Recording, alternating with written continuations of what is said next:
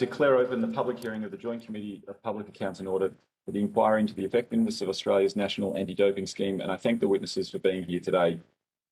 I will now ask the representatives from Sport Integrity Australia and the ANAO to introduce themselves, and if they could please state their name and the capacity in which you appear before the committee. We'll start with Sport Integrity Australia. Thank you, and good afternoon. Sarah Benson, CEO of Sport Integrity Australia.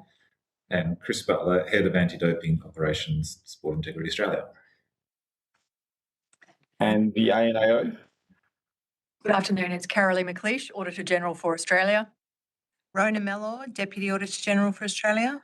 Peter Lane, Group Executive Director, Performance Audit Services Group. Christine Chalmers, Executive Director, Performance Audit Services Group. Thank you all. This hearing is a formal proceeding of the Parliament. The giving of false or misleading evidence is a serious matter and may be regarded as a contempt of the Parliament. The evidence given today be recorded by Hansard and attracts parliamentary privilege. I remind all present that as Chair, I'll ensure that proceedings are conducted in an orderly, respectful and courteous way, even though we're almost at the Christmas break. I further remind committee members that public officials should not be asked to give opinions on matters of policy and should be given reasonable opportunity to refer questions to superior officers or to a minister. However, this does not preclude questions asking for explanations of policies or factual questions about when and how policies were adopted.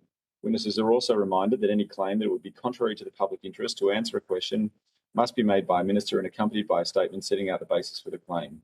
Now, do you have any opening remarks, Sport Integrity Australia, bearing in mind that this is the second time we've gathered? Any further opening remarks you wish to make? Otherwise, we'll... Thank you, Jim. No opening remarks, and thanks for having us. Just one comment. We do have our Deputy CEO, Luke McCann, trying to enter the meeting. So if he does pop up throughout the proceedings, then that would be Luke joining us, but he's unable to get in at this stage. Thank you. No worries. Maybe we'll see what happens. Maybe one of the secretary can assist with that. So I might kick us off, and then I'll hand over to the Deputy Chair and other members who wish to ask questions. But let's just start with around if you can, Ms. Benson, go through what does the risk assessment involve? What is the process for it? Just really clearly for the committee, what are the steps that Sport Integrity Australia take when undergoing and enacting one of your risk assessments? Thank you, Chair.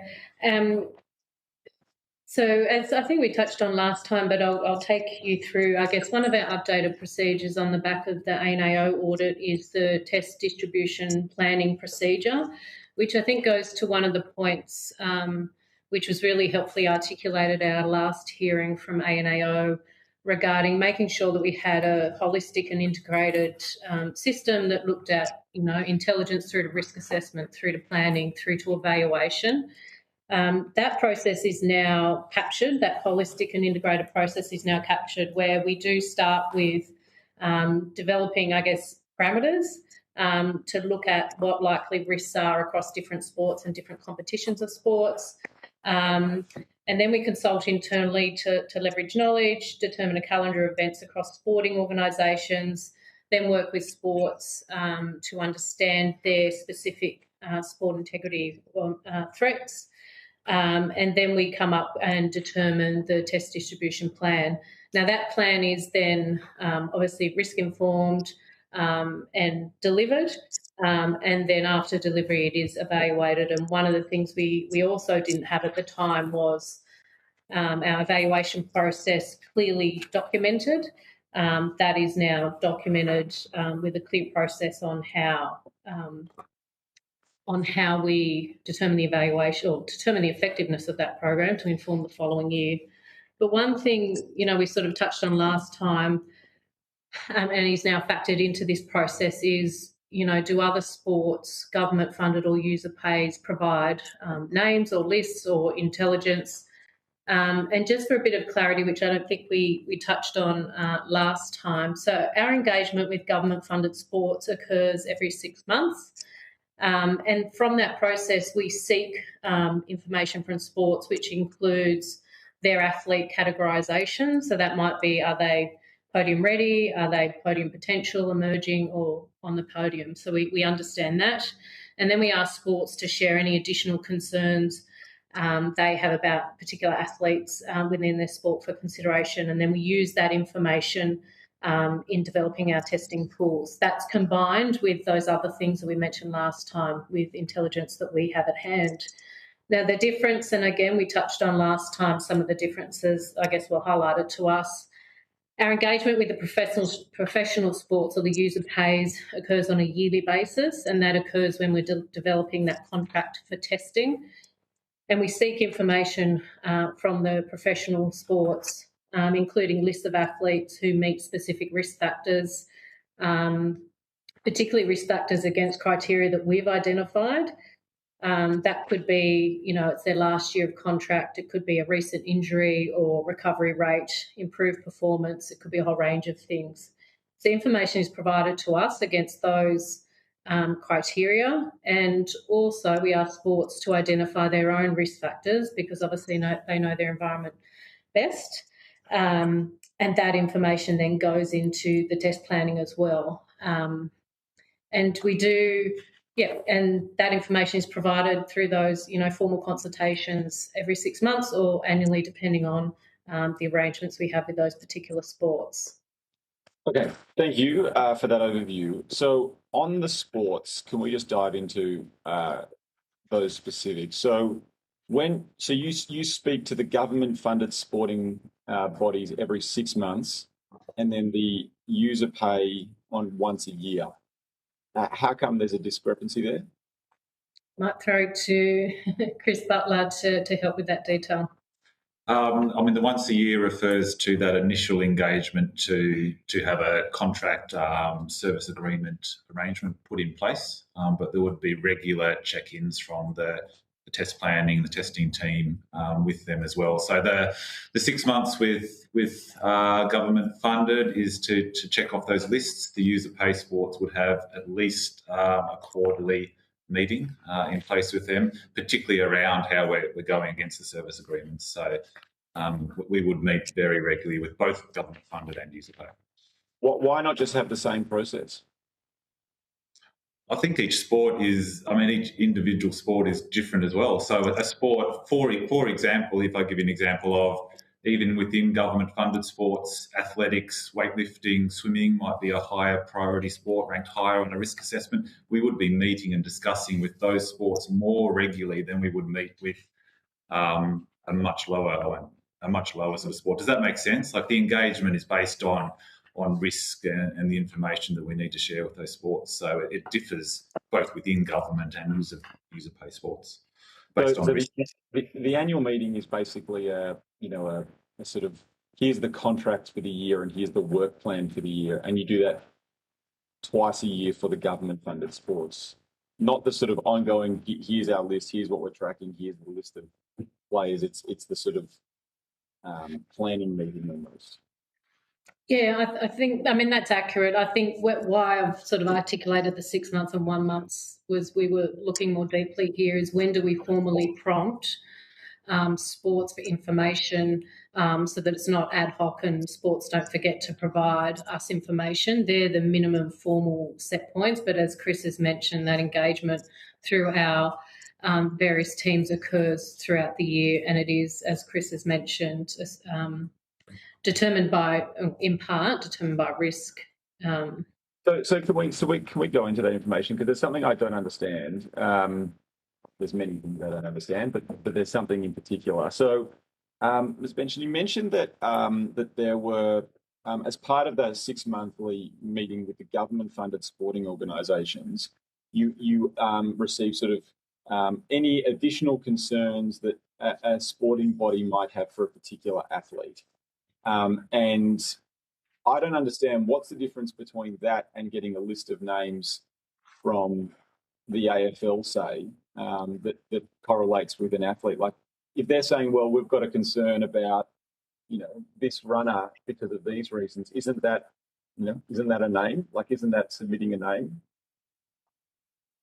Yep. It's to meet the same intent. It's to make sure that if there are any sports specific concerns regarding integrity, that information is provided to us. So whether or not it's a name or a list, the intent is still for that information to come from the sport. So we get that name or list formally during that 6-month or annual process or throughout the year, but that still goes into our broader assessment of intelligence that we hold or information we have for that particular sport.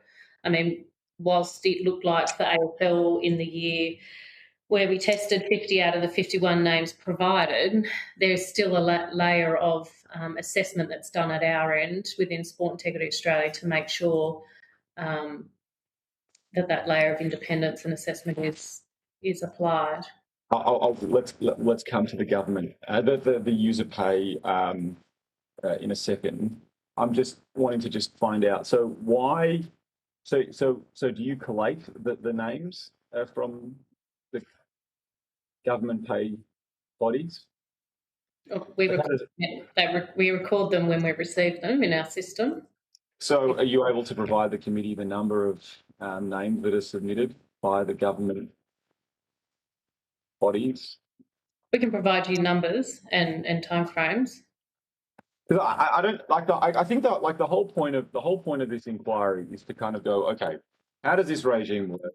Yep. You know, is it meeting the standards? Is there a discrepancy between the government and user pay system? We went down this whole road of, who's providing names, who's not providing names, and then actually everyone's providing names.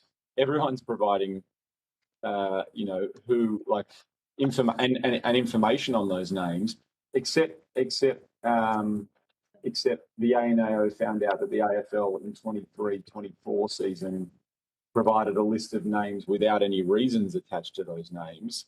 So actually, if the government-funded sports are saying, well, here's our name, or here's the player or the athlete, and the reasons why we're concerned, and then there are instances also where just a list of names is submitted without any reasons. I mean, it sounds like there's a whole range of discrepancies and differences in the way in which sporting bodies are giving information, but also I don't know why there's not transparency on Sport Integrity Australia's behalf of just saying, well, in the 2 meetings we had with Athletics Australia, they gave us 16 athletes that they were concerned about.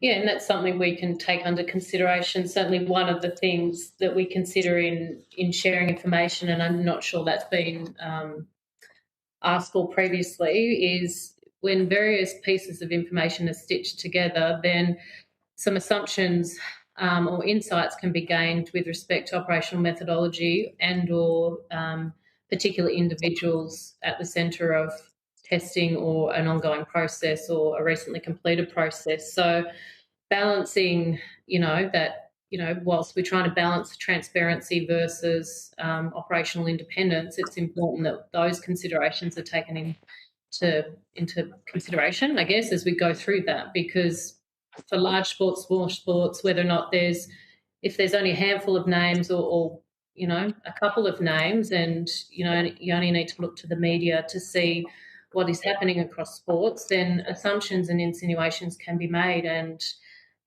under the World Anti-Doping Code, athletes have a specific right to privacy. Now, that is a strong consideration of ours, but certainly at a high level, yes, we want to be transparent. Absolutely take those considerations forward, but balance with operational independence and individuals' privacy. Absolutely. Am I not asking for a name of anyone? And I think the committee has never and would never ask for that. But I think this is now the second time we've gathered and the conversations have been around transparency of, well, what are the actual arrangements that Sport Integrity Australia has with different sporting bodies?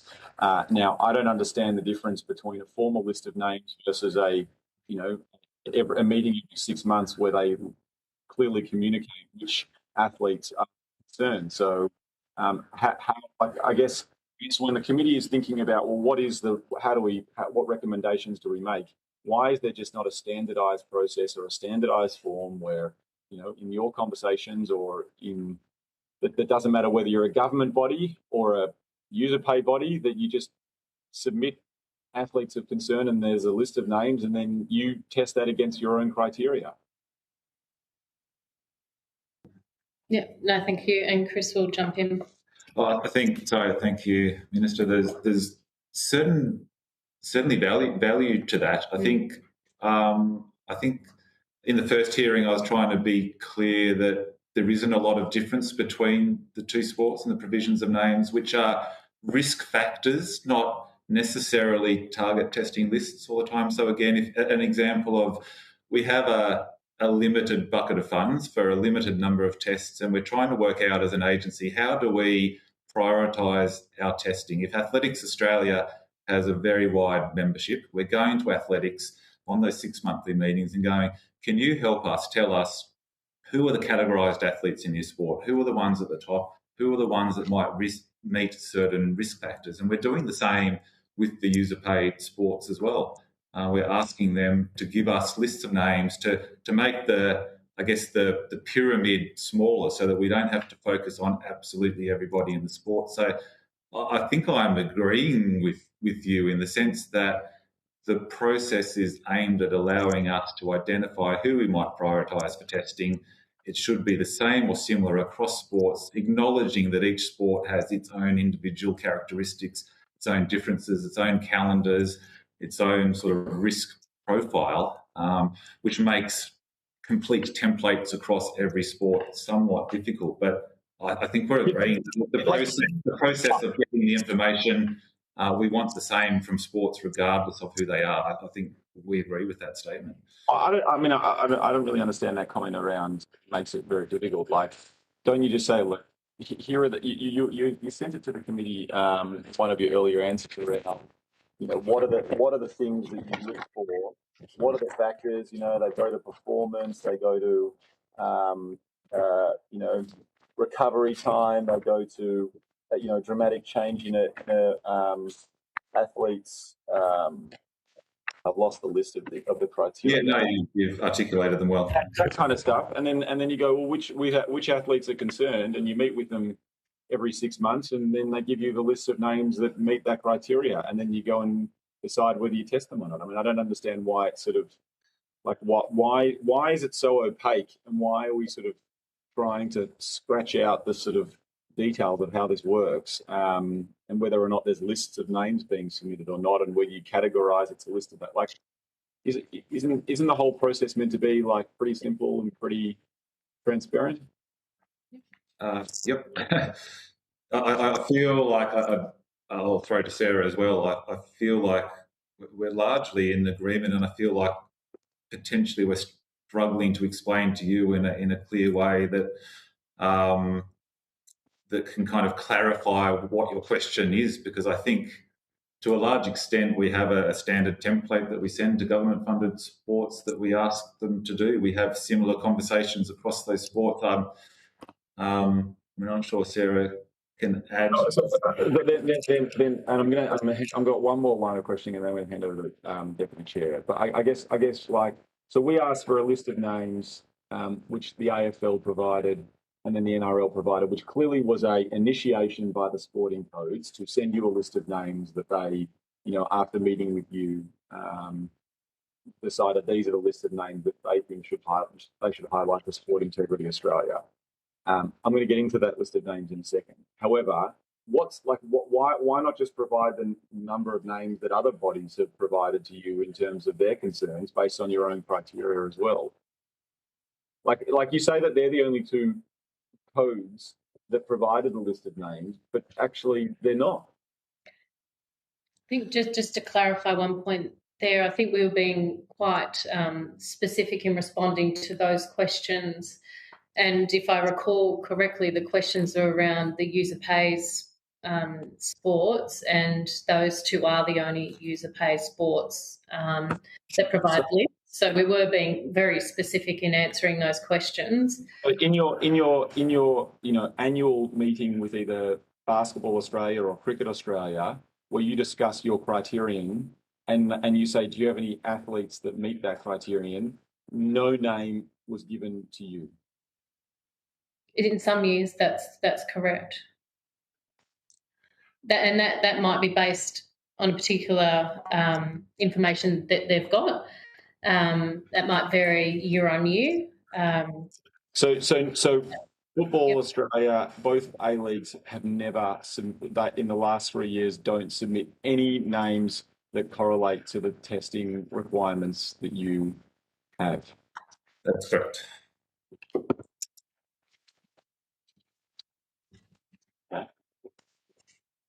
And the same for rugby union. Correct. So when you meet with them once a year and you say, we're looking for athletes, they say nothing. We have no athletes of concern. They haven't answering the first question. They haven't provided a list, which requires us to then go and use our own intelligence. And this is what we talked about in the first inquiry. It requires us to go and use our own information to put together our testing program as well. So, as we indicated, the lists are only one part of what we consider as part of our testing strategy. So, did they give you any information? Did they say anything in those meetings? There's a general discussion, absolutely. But the question, and not trying to be specific, but the question was about formally provided lists. Absolutely. Those verbal discussions. Hang on. Yep. Clearly you minute the meetings. Clearly someone takes a record of the meetings.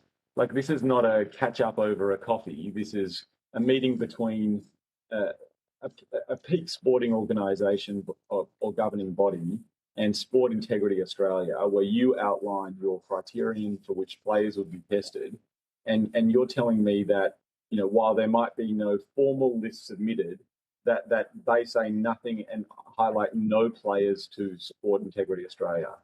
Because what's the difference between whether they send you an email and a follow-up or whether they just mention it in the meeting? And I think this goes to I guess one of the key findings or observations from ANAO was, and it goes to, I guess, some of the other responses to your questions, is at the time of the audit, we didn't have formalised minutes for a lot of those engagements. Now, I can appreciate that doesn't sound like good governance, but since the audit, we now do have those formalised minutes for those engagements. So it will formally record the names or lists, but also more broadly the risk factors as well. So we acknowledge that. I mean, whilst there might not have been formal minutes at the time, there would have been a level of record keeping and placed in the system. But now with those formalised minutes, now with our new case management system, that governance and insurance is now in place. I've forgotten the second part of your question. I just like, I don't get how rugby union or cricket or basketball or football have not provided any names to you. What one of the difference, and not the. And I'm not talking about. I'm not talking about like, here is our formal list with a title, you know, formal list of submission. I'm talking about in your meetings with them that you meet, like, or in any of the information. Like, what's the point in meeting with them if they're not going to, like, whether they say, yeah, there's a player in the north of the country we're concerned about. Like, what goes on in this meeting?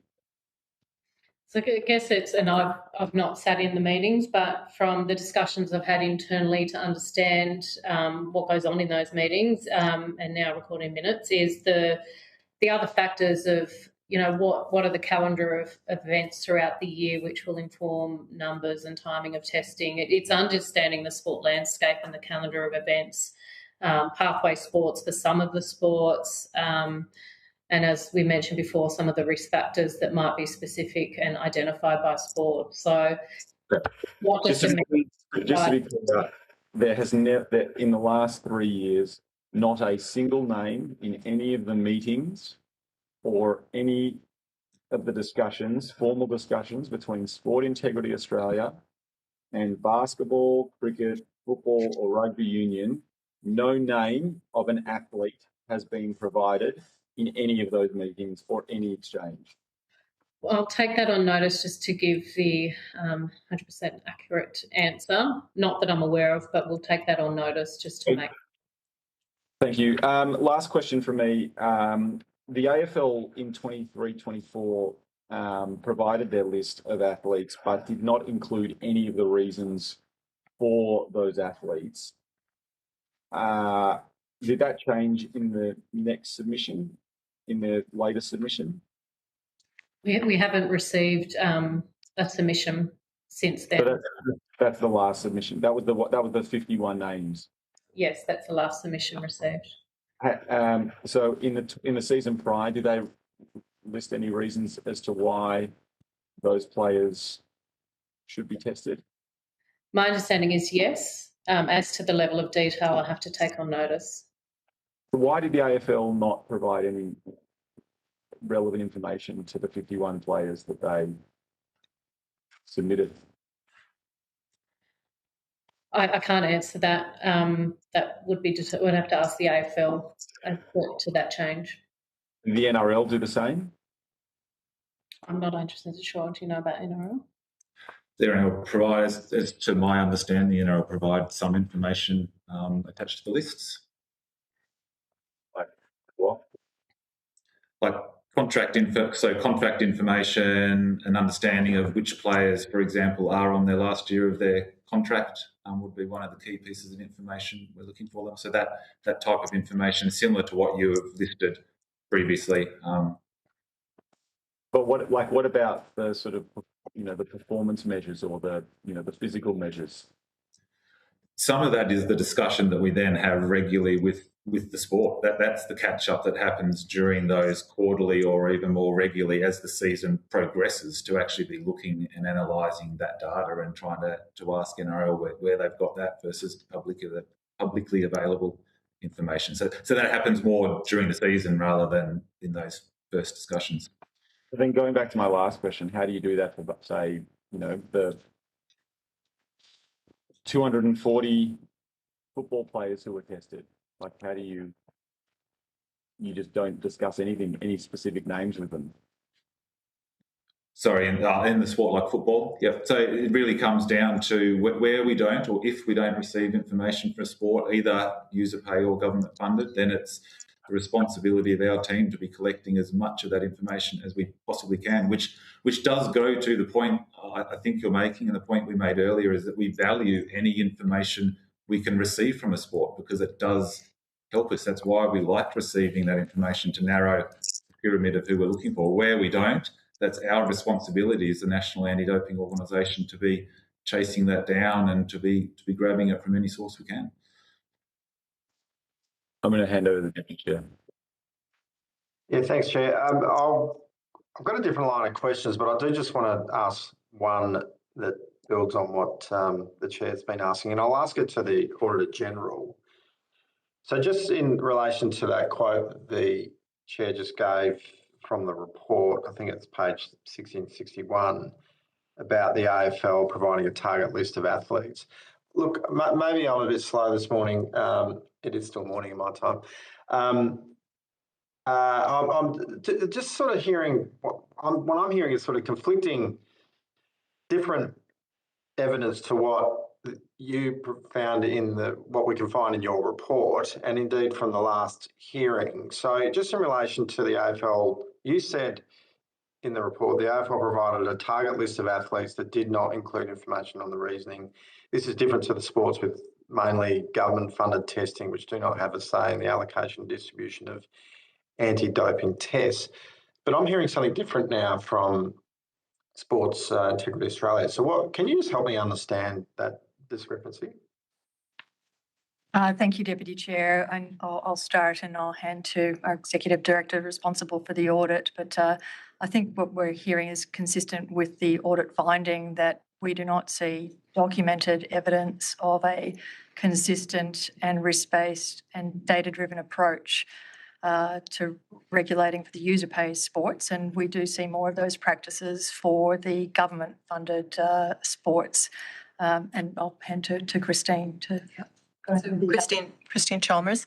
So what we saw in the audit was a list of sports from AFL, of which 50 of 51 were tested. We did not see such a list or anything resembling such a list from any other sport. So we did not see the same level of, steerage towards particular athletes in the documents that we saw through the course of the audit. Okay. Thanks for clarifying. We'll go back to SIA. I want to ask about the Safety and Sports Division management of complaints related to mistreatment and abuse. So for the committee's benefit, can you describe the procedures and the processes currently in place to address complaints regarding abuse and mistreatment in national sporting organisations? Yep, and thank you, Deputy Chair. So for us, the frameworks for handling complaints received from sporting participants or those involved in sport fall under the National Integrity Framework. That is comprises a set of policies that set best practice or expected behaviours and conduct across sporting organisations. And if a sport is signed up to the National Integrity Framework, then they have access to our or Sport Integrity Australia's independent complaints management framework, and matters are brought into the agency, triaged through our Information Coordination Centre, and then if they meet the threshold, fall in our jurisdiction and a whole range of other things, then they'll move to our integrity complaints team within the agency, who then assess and, if appropriate, start an investigation. In that initial triage or assessment phase by that first team, a number of matters that do come into the agency through that initial entry point often don't proceed to investigation or go to the integrity complaints team, because they often do not fall under a policy through which we have jurisdiction. So the agency's jurisdiction to investigate matters is somewhat constrained to child safeguarding matters, but also matters in relation to discrimination. Behaviours outside of that generally fall back to sport, and those matters are then referred back to sport to handle. So when we see, complaints or a sentiment that the agency can't handle certain matters, then that is true, because of a jurisdictional issue generally, but a number of other factors might determine why something goes back to sport, such as being categorised as a governance or a selection issue that don't fall within the integrity remit. And when a complaint comes in, where is it handled? How high up does it come to the deputy or yourself? What level? How do you deal with it? No, so it doesn't start at the senior executive level. It starts at the team member level within our Information Coordination Centre, the ICC, where things are triaged. Decisions will be sense checked at a more senior level, at assistant director or director level, which will be EL1 or an EL2 equivalent.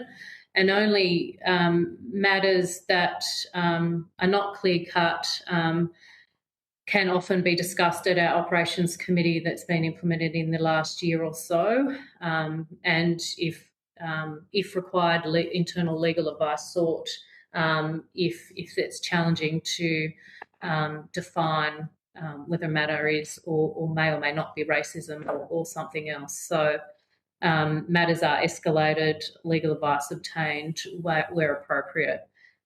Also, through that process, matters may be referred to law enforcement agencies or other government agencies as well. And we do have a relatively not large, I don't know if it's a large proportion, but probably 10% of our matters that do come in the front door are referred at any point in time to state and territory or the AFPs, so state and territory law enforcement agencies, predominantly in that child safeguarding space in the respective jurisdiction where something may have occurred. Okay. And do you have a framework to determine the appropriate course of action? Like, is there something actually documented and laid out? Yes, and all of those things are published on Sport Integrity Australia's website. The categorisation of matters and considerations. What's not published, and I had a discussion about this yesterday, are our timeframes for handling integrity complaints. That is because that's something we're piloting at the moment to make sure that we've got those timeframes reasonably articulated and achievable. And then once we've finished that pilot into the new year, we'll be publishing those timeframes. Yeah, I wanted to ask about that. So, and are there regular meetings, or how are you monitoring that and keeping on top of it? With respect to the pilot and the timeframes? Yeah, and well, just generally, like how, the timeliness of dealing with handling complaints. Yeah, so the Director of Integrity Complaints obviously oversights and assists the team with prioritisation of matters depending on different sensitivities and critical dates that may be approaching.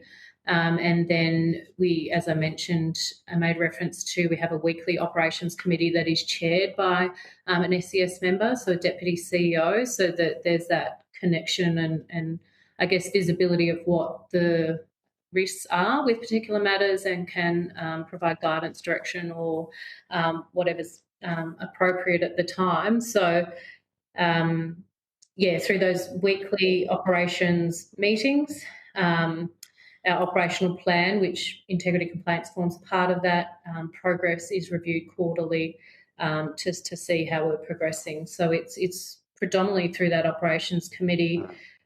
I think at the time of the audit that was recently implemented, so I'm not sure if there was all that much evidence, maybe the draft terms of reference, but that is something that we've bedded down in the last year or so.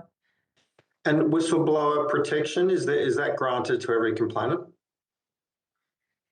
Yes, and it's something that we continue to evolve. It was one of the Wood Review recommendations, and the Operations Committee is working through now how we can enhance anonymous reporting and looking to other sectors in how they manage anonymous reporting and in an effective way, not only to obviously predominantly to protect whistleblowers, but also to maximise information that we can get to inform effective, I guess, action and meaningful action. So that work is ongoing and more to come in 2026 for that.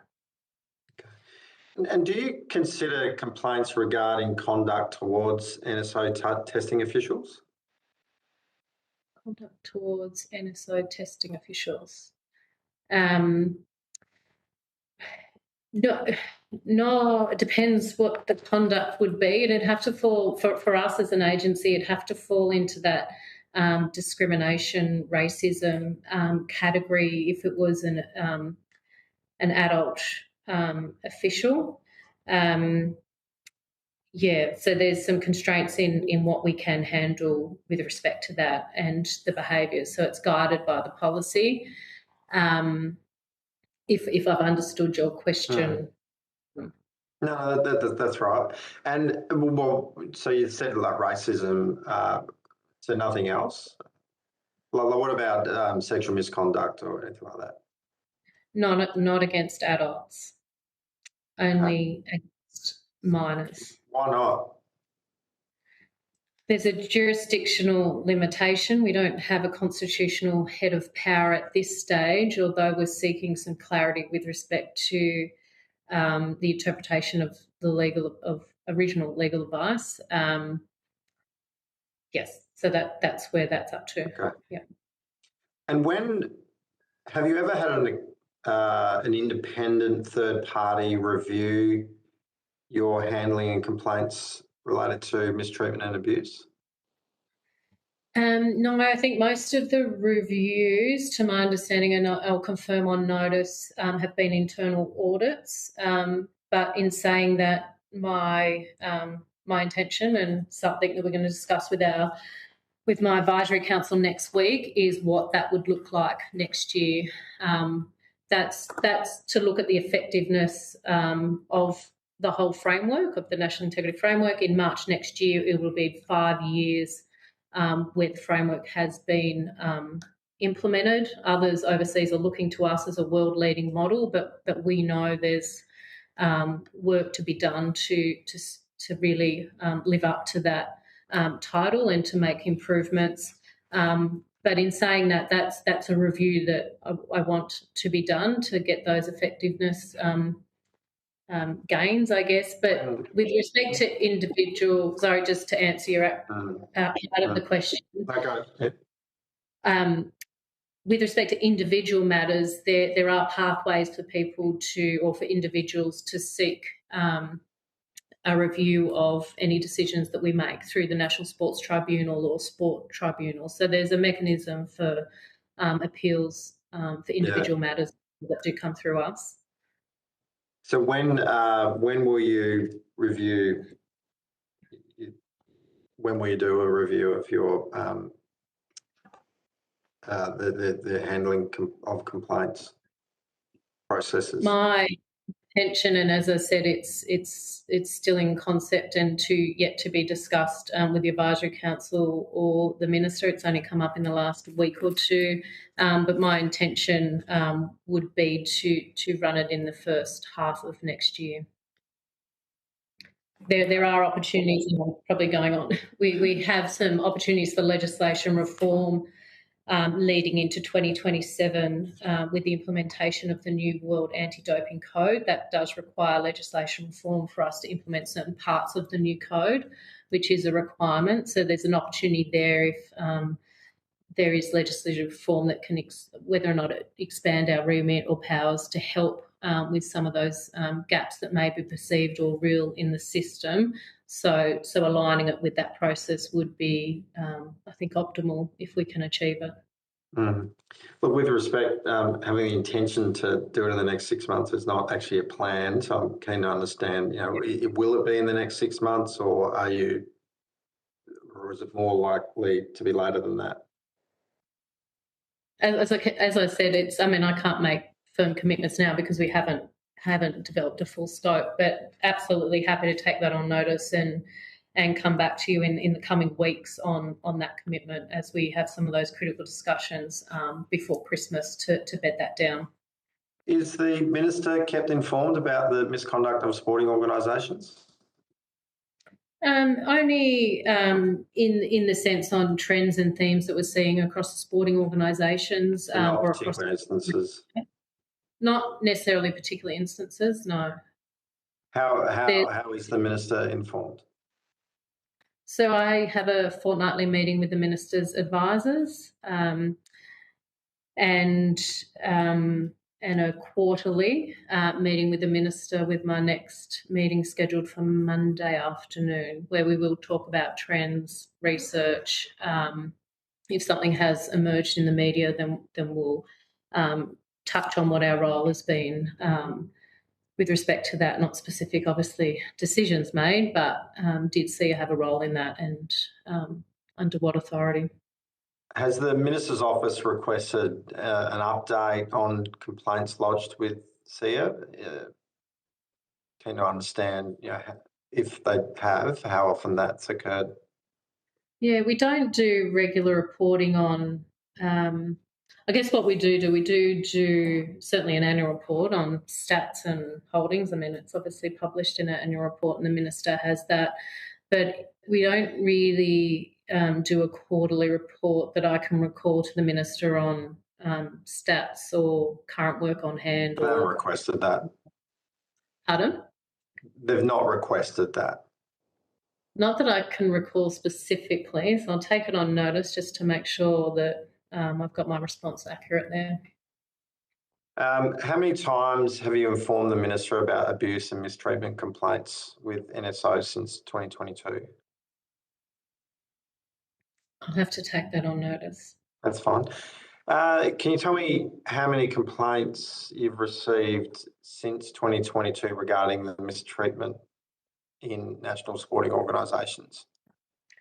I'll have to take that on notice. I mean, it's available. I just don't have it at hand in front of me now. Yeah.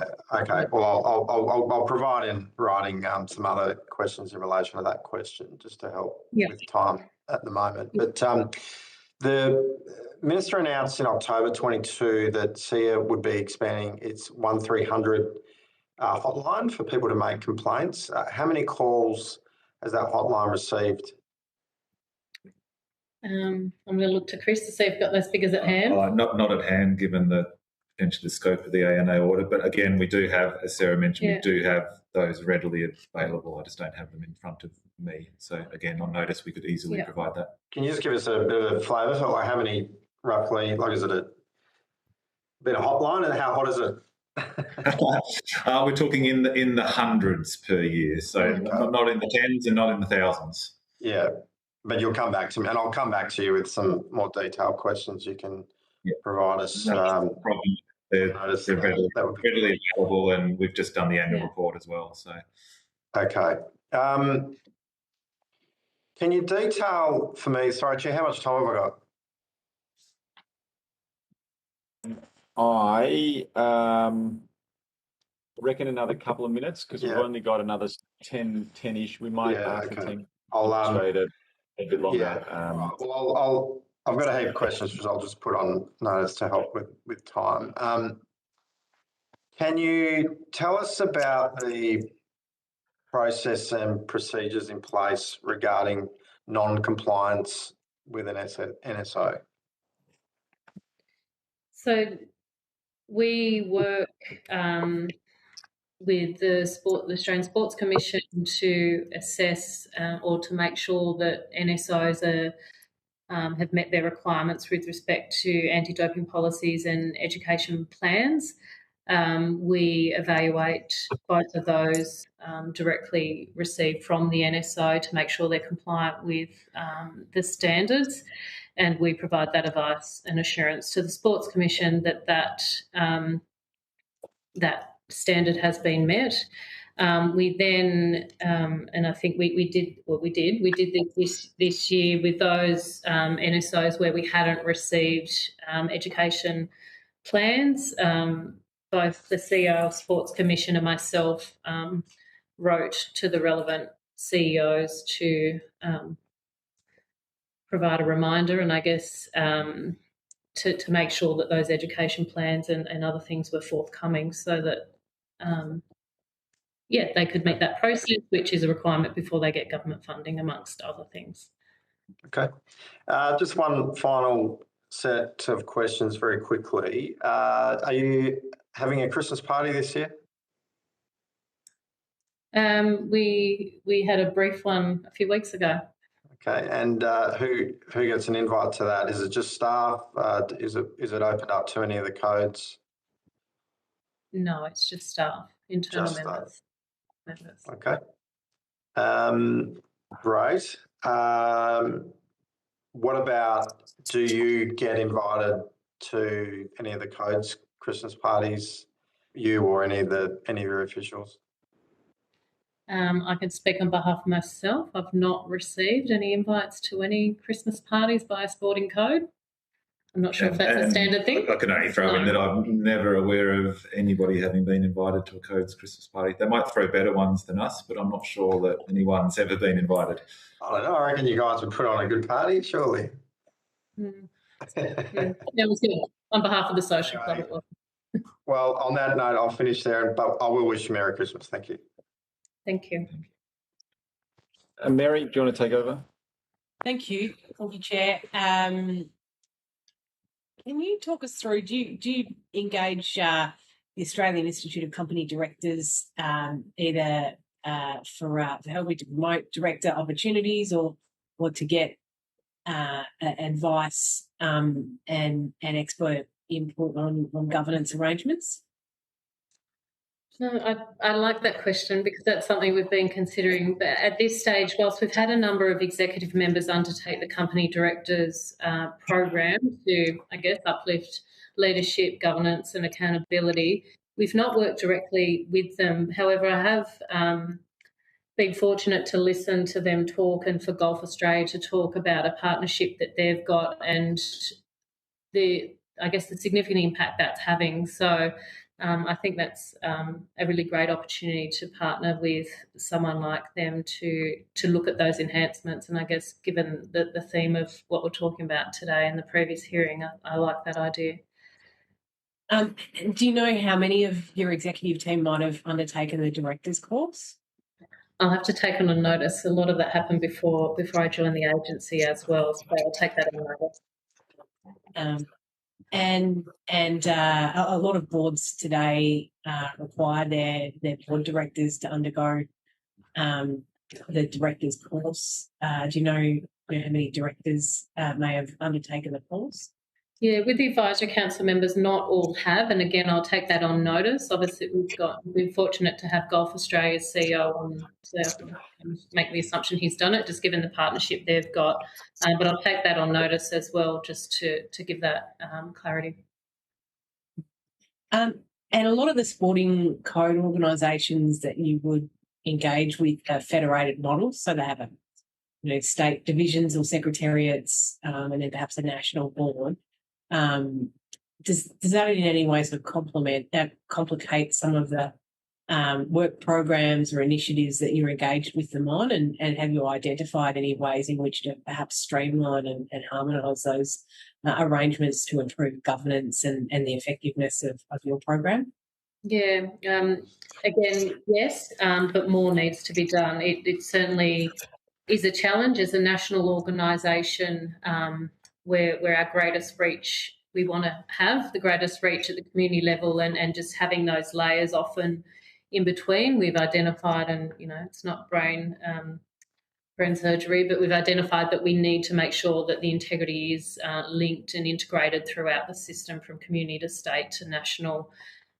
So that is an area of focus for us. We've identified a number of things to assist with that we're currently working through options on, including assessing how we can expand our National Integrity Manager network into the state level. We've currently got 48 national.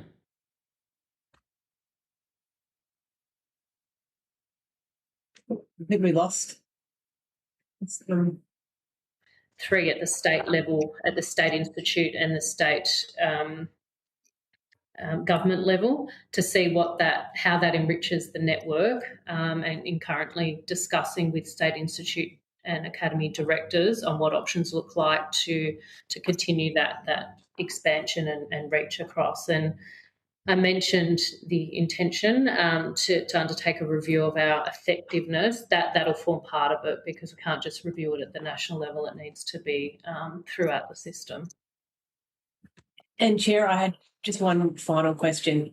While this question doesn't go directly to the anti-doping report, I am interested in Equestrian Australia and some of the governance issues that they've experienced over the last couple of years, because I think that it does have a direct relationship with the efficacy of their governance and standards. Are you working with Equestrian Australia in any way to upgrade and update their governance arrangements?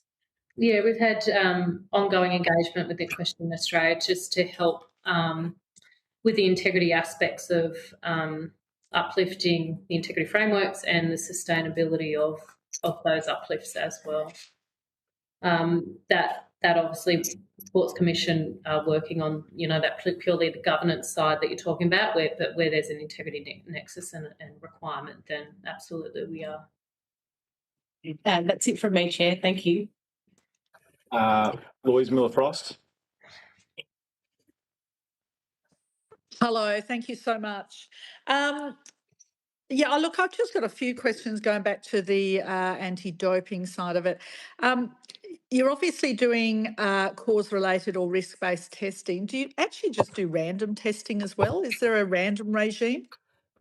I can jump into that. There's very, very, very little of it. ANAO was helpful again in steering towards risk-based, but it's the program we're already on. So there is an assumption we do. The only example I can give you might be if we test a place getter. We've identified second place at the National 100-metre Championships.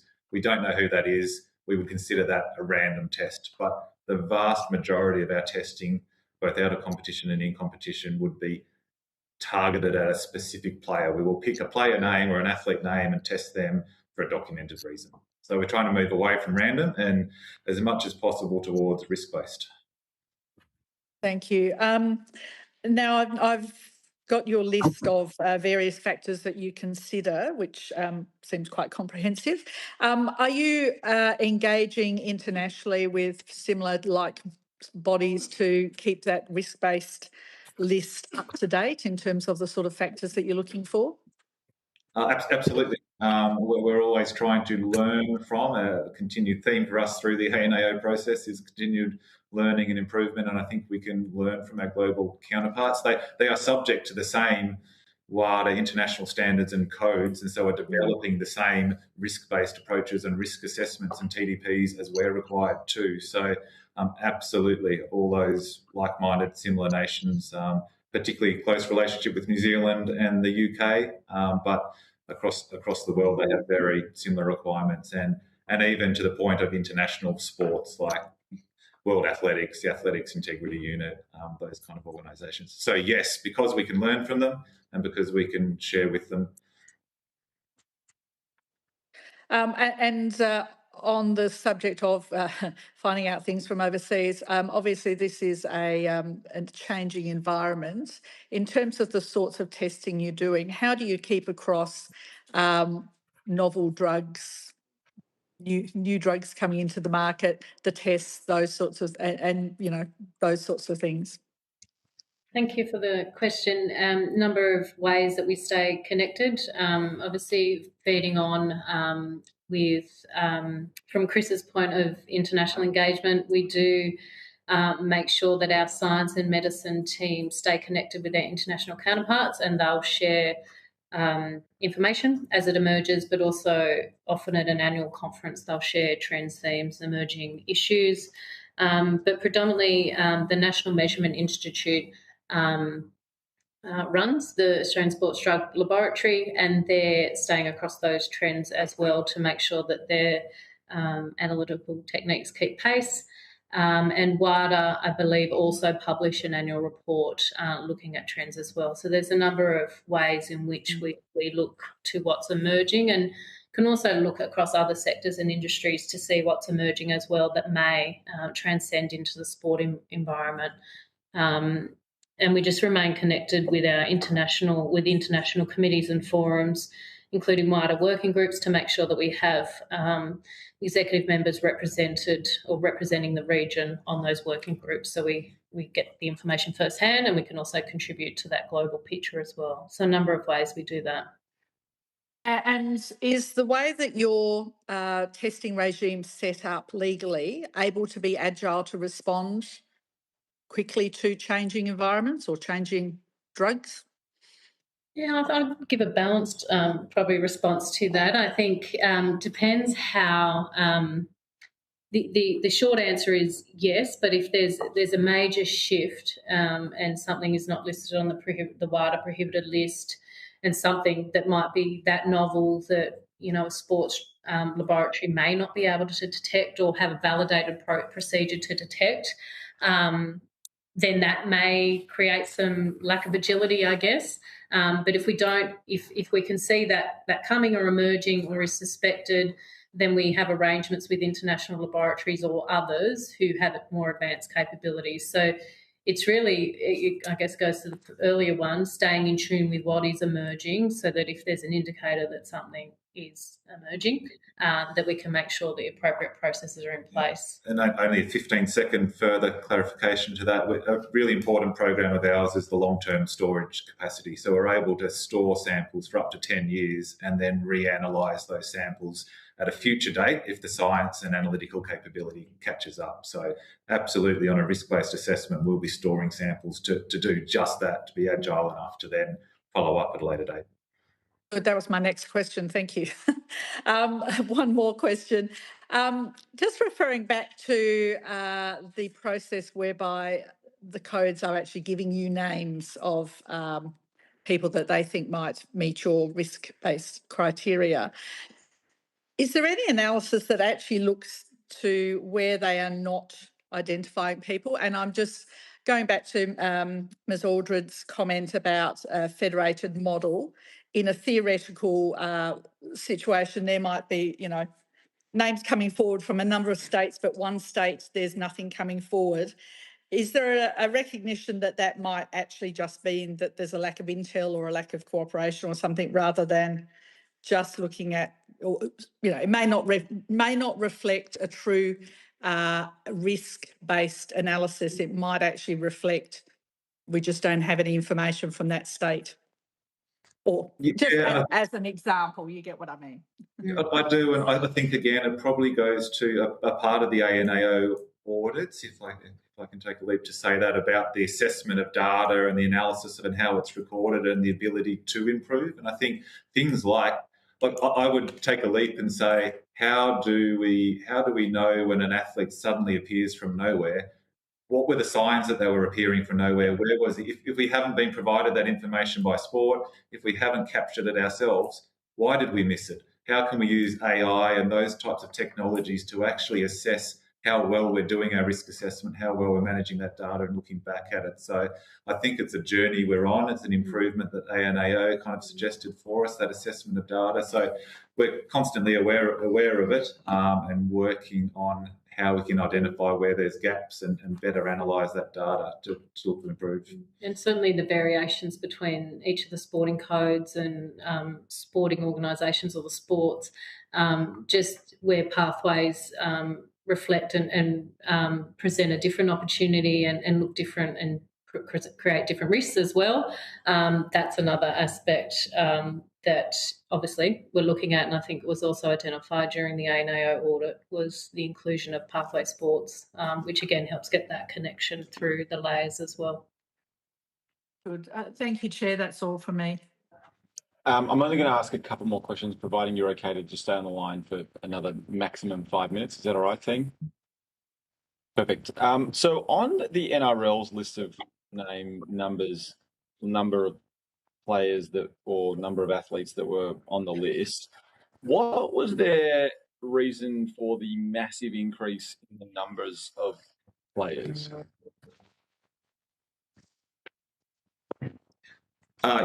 The lists change from year to year.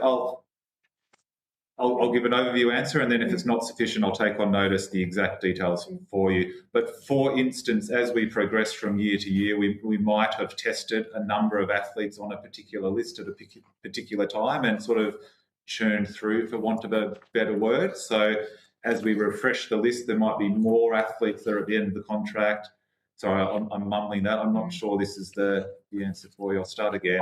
Just sort of the lists change, they're adaptable. They change from year to year based on those factors and based on whether we've previously tested the athletes on the old lists and we're sort of refreshing and updating. So there wasn't a specific reason that goes something dramatic happened in that year and there was a big change in the numbers. It's an evolution of their response to what we thought the risk factors might be and their ability to provide that information. So there wasn't a particular trigger, if that's the question. Yeah, and we had a look at this as well, and obviously changes to competition formats have some impact as well. For example, NRLW might increase teams, there might be a removal of a team, removal or merging of sub-elite competitions in the pathway, international competitions held in Australia. There's a number of small things that have an impact on each of those figures over subsequent years that impact those numbers as well. So basically, the NRL in the season 2024 and 2023 they provided 31 athletes names, and you tested roughly 60%, so 58%. You tested 80%, and then in 2024 for season 2025, they submitted 178 athletes, of which you again tested about 60%. So the number of athletes that you were testing were pretty consistent year on year. It was sort of just also maybe the NRL, that was only the second time they've done this process, but they've actually participated. But the sort of strike rate for the NRL seems pretty consistent year on year. Is that sort of your sense of it? Yes, yeah. I think that's a sense of it. And reflecting one more factor that might have influenced the big change in the number was a discussion with NRL about pushing the program down lower into those New South Wales and Queensland tier sort of competitions and trying to have more of a focus there may have, I'd have to go and check, that may have influenced the size of that list as an example. So why was there a major discrepancy? Thank you for that. Why was there a major discrepancy in the strike rate of the AFL versus the strike rate of the NRL when we've earlier heard that the AFL, as part of their latest list of names, provided no attached information or reasons for this targeting? Yep. Again, a question we asked ourselves in providing the numbers, because you can see the difference as you can. The simple answer is that the test planning for that year essentially didn't, because the test planner records on as we said in the first hearing, records on a database the reason for selection, whether that was from the list from the sport or other reasons, and the test planner didn't themselves have reason to override that list with their own selections broader than the other 200 odd players that they selected. So it was as simple as them not having a further or a different identified target athlete that they wanted to take.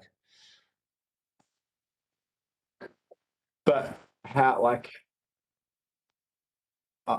how does so sure? So it was, you know, the risk assessment is done, and Sport Integrity Australia says, yeah, we'll test 50 of the 51 names, but the AFL don't provide any reasons attached to those 51 names. The NRL do. You decide to ignore or refuse to test or don't test 70 of the 178, even though the NRL provides information on those 70 as to why they are concerned. How does this process work? The information provided from AFL and NRL are different. So the NRL information provided, my understanding is that's just based on contract data, so whether or not it's their last year of contract or not. So they only consider one risk factor in providing their list of names. So it's, again, there's a difference there in on what basis different professional sports provide lists to us. They've got one risk factor that they consider, AFL may consider more. So can I just clarify in my head? So the NRL provide 178 names, and the only bit of information they attach to those 178 names is whether or not this is the final year of their contract. And the AFL provided 51 names, but don't provide any additional information on that. Correct. Correct. And then what's the follow-up conversation to go, well, hang on a second, like how's this helpful? Clearly the 51 players that the AFL mentioned, you're happy to test basically all of them, but the NRL, you didn't test, you only tested 60% of them. Yeah. I'm just again, like, what, like how do you even work like that? Like, isn't it infuriating to go, well, like, this is our set of criterion, which players meet the high risk categories? Like, is their performance improving, or is there, you know, have they recovered from an ankle injury in 48 hours? Like, what? I don't get, like, why even bother submitting a list of names if you're not going to submit any reasons to why? Yeah, no, I mean, it goes to the point I'll kick off and then Chris will jump in. It actually paints a picture of where SIA's intelligence comes in as well. So we're not just picking up the list of names from sports and testing them, albeit I absolutely acknowledge that 50 of 51 looks like we're picking up a list of names and testing them. But the 50 of 51 were part of a broader set of 248, as were the NRL samples. So the gap is, with respect to the intelligence, is filled by us, as I think we started this session talking about whether or not there's opportunities. I'm sure there are to further document that for transparency, bring some consistency, absolutely. But I think your point, Ms. Benson, around, like, okay, so we're not just going to pick up names and test them is the right one, although, like, without sort of understanding what the AFL is providing to Sports Integrity Australia, obviously not in terms of the specific names, but actually the information. Like they're not providing information on the specific players. They're just providing the list of names. Like why don't you tell them?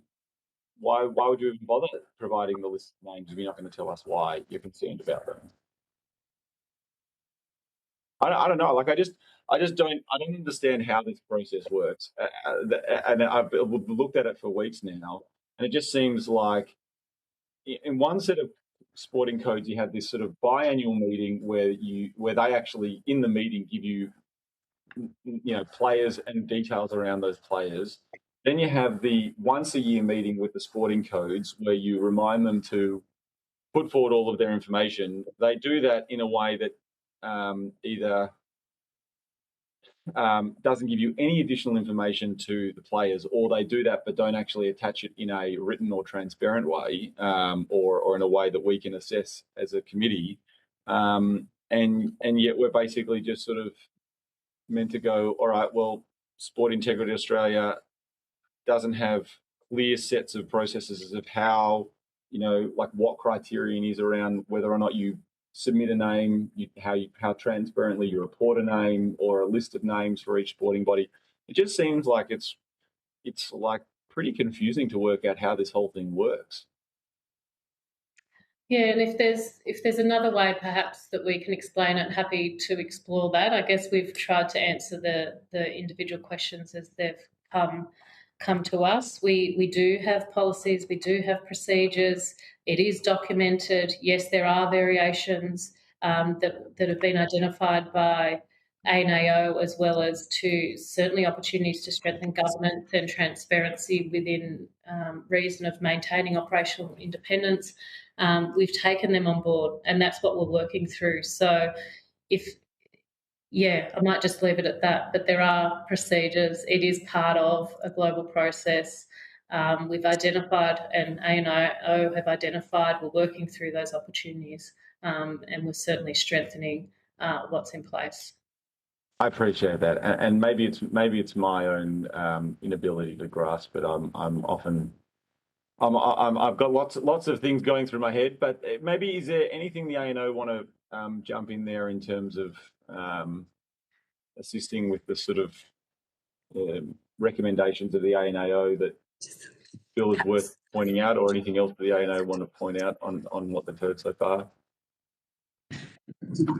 Thank you, Chair. I'll start and then hand over to Deputy Auditor General. I mean, we audit against frameworks, and for this audit, that includes auditing against the Department of Finance's principles of effective regulation. And one of those core principles is having risk-based regulation, data-driven and risk-based regulation. And we look to see clearly documented frameworks to assess risk, consistent use of information and data and intelligence, and that can include, in this instance, lists from sporting codes. But to have all of that data and information and intelligence applied in a really structured way and according to frameworks. And I think what we've heard today and in the previous hearing is consistent with the findings in our audit, that there are opportunities to further strengthen that risk-based approach to regulation and ensure that there's consistency across the different types of sporting codes, user pays, and the government-funded codes. So, Chair, if I may, Rona Mellor, Deputy Auditor General, I think that what you're struggling with when you say you can't follow it is because it's not clearly documented in a way that someone from outside looking in can see it. And so one of the challenges for all regulatory agencies is to really well document their approach so that, and particularly an integrity agency, I mean, this isn't just a sport regulator, it's a sport regulator of integrity, that it's obvious to people who are interested exactly how it works, obviously without going down to individuals, etc. But I think that's a gap that we've identified through the auditing process, but I think it's demonstrable today that it's hard to see, and it's a real area for all regulators to work on. Thank you, team. And I know Ms. Benson and Mr. Butler, that we have had two sessions where we've tried to really ask the direct and frank questions, and you've both been exceptionally patient, and I genuinely appreciate it. It is a big responsibility that we've entrusted the organisation, and I have no doubts about both of your intentions to discharge your duties with the sort of best of intentions and integrity. I'm not questioning that. It's actually for my own and the committee's ability to assess where can we point to assist with some of the sort of processes that you've got at your disposal in order to make it as sort of rigid and as straightforward as possible. So I genuinely appreciate it, and I too wish you both a safe and happy holidays and Merry Christmas. And I thank you for giving evidence here today. If you've taken questions or notice have been asked to provide additional information, could you please forward it to the Secretariat by Friday, 19 December. If the committee has further questions, they'll be sent to you in writing through the Secretariat. I'd like to thank the Auditor General's Office, the ANAO, and also the committee Secretariat staff. I think this is the last meeting of the year. Thank you, members. Thank you, Deputy Chair. Thank you, Sport Integrity Australia. And we'll see you all soon. Thank you. Thank you. Thank you.